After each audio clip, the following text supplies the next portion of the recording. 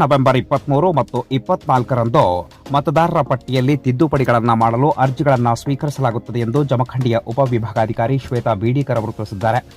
November 22ರಂದು ಮಧ್ಯಾಹ್ನ 2 ಗಂಟೆ ಸಂದರ್ಭದಲ್ಲಿ ಜಮಖಂಡಿ ನಗರದ ತಮ್ಮ ಕಚೇರಿಯಲ್ಲಿ ಮಾತನಾಡಿರುವ ಅವರು, ಚುನಾವಣಾ ಆಯೋಗದ ನಿರ್ದೇಶನದಂತೆ ಬರುವ ದಿನಾಂಕ 23 ಮತ್ತು 24ರಂದು ಜಮಖಂಡಿ ಉಪವಿಭಾಗದ ವ್ಯಾಪ್ತಿಯಲ್ಲಿ ಬರುವ ಎಲ್ಲಾ ಮತಗಟ್ಟೆಗಳಲ್ಲಿ ಬೆಳಗ್ಗೆ 9 ಗಂಟೆಯಿಂದ ಸಂಜೆ 5 ಗಂಟೆಯವರೆಗೆ ಮತಗಟ್ಟೆ ಮಟ್ಟದ ಅಧಿಕಾರಿಗಳು ಮತಗಟ್ಟೆಗಳಲ್ಲಿ ಇರ್ತಾರೆ.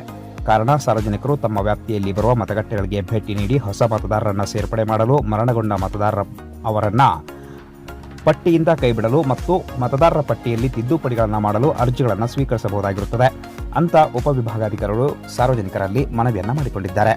ನಮಸ್ತೆ.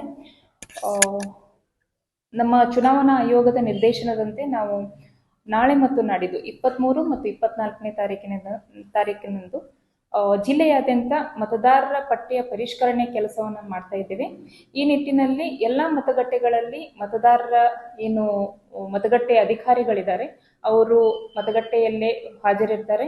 ಮುಂಜಾನೆ 9ರಿಂದ ಸಂಜೆ 5 ಗಂಟೆವರೆಗೂ ಮತದಾರರು ತಮ್ಮ ಮತದಾರರ ವೋಟರ್ ID ಒಳಗೆ ಏನಾದರೂ ಕರೆಕ್ಷನ್ಸ್ ಇದ್ದು ಅಂತಂದ್ರೆ, ಅಥವಾ ಹೊಸದಾಗಿ ತಮ್ಮ ಕುಟುಂಬದಲ್ಲಿ ಯಾರಾದರೂ 18 ವರ್ಷ ತುಂಬಿದವರು ಇದ್ರು ಅಂದ್ರೆ, ಅಥವಾ ತಮ್ಮಲ್ಲಿ ಯಾರಾದ್ರೂ ತೀರ್ಕೊಂಡಿದ್ರು ಅವ್ರ ಹೆಸರನ್ನ ತೆಗಿಬೇಕಾಗಿತ್ತು ಅಂತಂದ್ರೆ, ಮತದಾನದ ವೋಟರ್ ಐಡಿಗೆ ಕುರಿತಂಗೆ ಏನೇ ನಿಮ್ಮ ವಿಷಯಗಳಿದ್ರೂ ಸಹ ನೀವು ಈ ತಮ್ಮ ಮತಗಟ್ಟೆ ಪೋಲಿಂಗ್ ಸ್ಟೇಷನ್ಗೆ ವಿಸಿಟ್ ಮಾಡಿ ಅಲ್ಲಿ ಮತಗಟ್ಟೆ ಅಧಿಕಾರಿಗೆ ಸಂಪರ್ಕಿಸಿದ್ರೆ ತಮ್ಮ ಇಶ್ಯೂಗಳನ್ನು ಸಾಲ್ವ್ ಮಾಡೋದಕ್ಕೆ ನಮಗೆ ಸಹಾಯವಾಗುತ್ತೆ.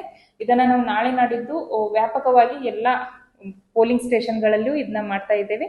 ಸೊ ಎಲ್ಲ ಉಪವಿಭಾಗದ ಎಲ್ಲ ಸಾರ್ವಜನಿಕರು ಈ ಒಂದು ಸದುಪಯೋಗವನ್ನು ಪಡೆದುಕೊಂಡು ಮತದಾರರ ಪಟ್ಟಿಯನ್ನ ಪರಿಷ್ಕರಣೆ ಮಾಡೋದ್ರಲ್ಲಿ ನಮ್ಮೆಲ್ಲರ ಜೊತೆಗೆ ಸಹಾಯ ಮಾಡ್ರಿ ಅಂತ ಕೇಳ್ಕೊಂತೇನೆ. ಧನ್ಯವಾದಗಳು.